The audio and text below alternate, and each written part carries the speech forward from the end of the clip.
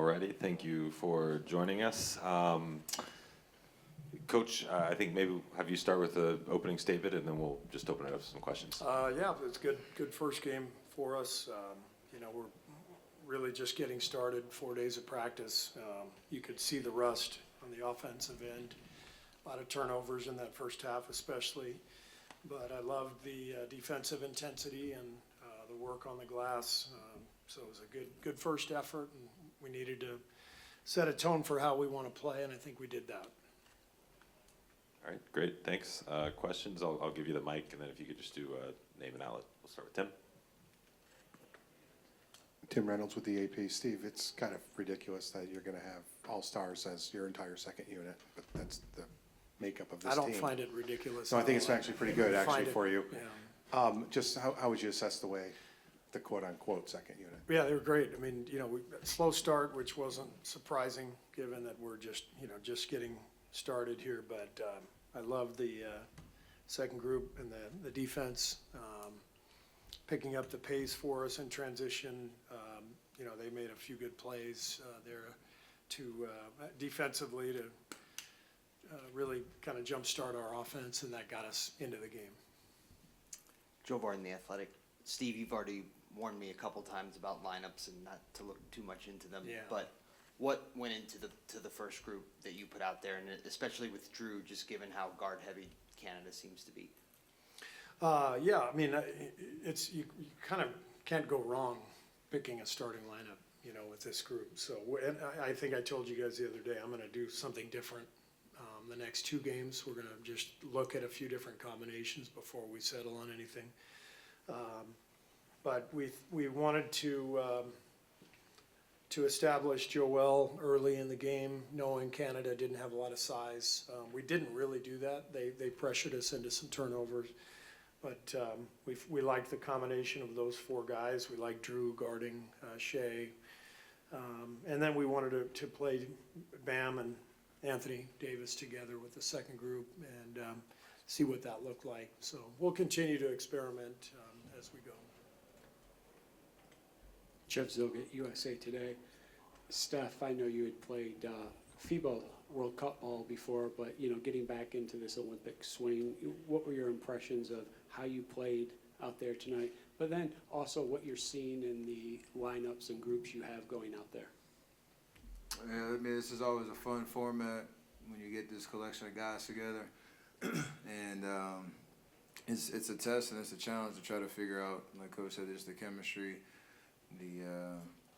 just the flow and the rhythm, especially on offense, because there's a temptation to defer, there's a temptation to overthink every possession, because everybody can make a play, and when you have an advantage, you just try to keep the game as simple as possible. That first unit, we struggled with that.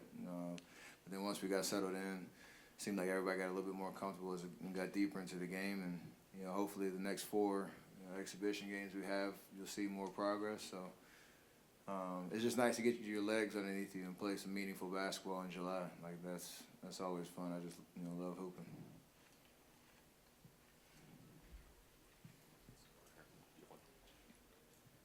Dalton Johnson, NBC Sports Bay Area. Steph, you seem to really be getting going in that third quarter. What's the biggest adjustment as far as spacing goes with a team like this? The different shots you're going to get. We're all, I think Coach Spo mentioned it in one of our film sessions, we're all high usage guys that you're used to having the ball in your hands and creating, knowing where the defense is. In this FIBA, in this team, catch and shoot. Simple shots, you got to be able to knock them down. You don't know how many you're going to get. You don't know when they're going to come. The spacing is great. We've been getting great shots this whole time playing against the select team, against ourselves, and against Canada. So that's been consistent. It's just a matter of can we knock them down, and then just try to make each possession on offense a little bit smoother, knowing what we're trying to get into. That'll come. So. Just gotta be able to knock down shots. Like that's gonna be a name of the game, especially when games get tight.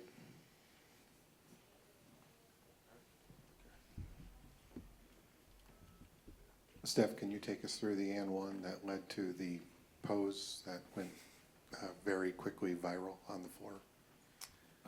Just having fun. I obviously got to the basket, and I slid across. So I was trying to get back up, but I got stuck. So I just went with the pose and gave myself a second to get up. But you know, I like to have fun and enjoy myself, and it didn't take long for me to, find an opportunity tonight.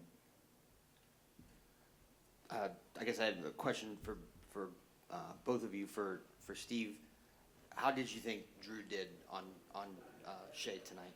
And then for Steph, I was wondering just the player reaction in the room when you learned that Kawhi wasn't going to make it. Drew was great. He's one of the best defenders in the league, not just on ball, but off ball, his help, his anticipation. But I thought that was, one of the keys to the game was just the collective ball pressure that our guys, had and out there. And Drew obviously leads the way in that regard. But if we can get all of our guys, pressuring the ball, we've got big guys behind the play who can, clean things up, and it should be a good combination for our defense. Yeah, I mean, Kawhi gave it everything he had when he was preparing, and those last 3 days of camp, and there was conversation mutually between USAB leadership and Kawhi and his team just to make sure he was set up for success. And I mean, obviously they're tough decisions, and I know he wanted to play, but it's one of those things where he wished us luck and he wanted us to go get the goal, and you love that kind of support from a guy that's in a tough situation like that. But hopefully for the long term, he's in a good place because the game needs him. And when he's not out there, you miss an all-time great player. So we hope that he's ready for the season. Warren Weisfeld, The Guardian. Steve, question for you. As you go to these FIBA competitions every couple of years, I'm wondering just how have you seen the level of competition rise each year, and what are you anticipating from these games? Well, we're just seeing more and more NBA players on the court. I mean, Canada, they're every guy that they put out there, their top 10 guys are all NBA players. So when last year we played Germany, they beat us in the semifinals.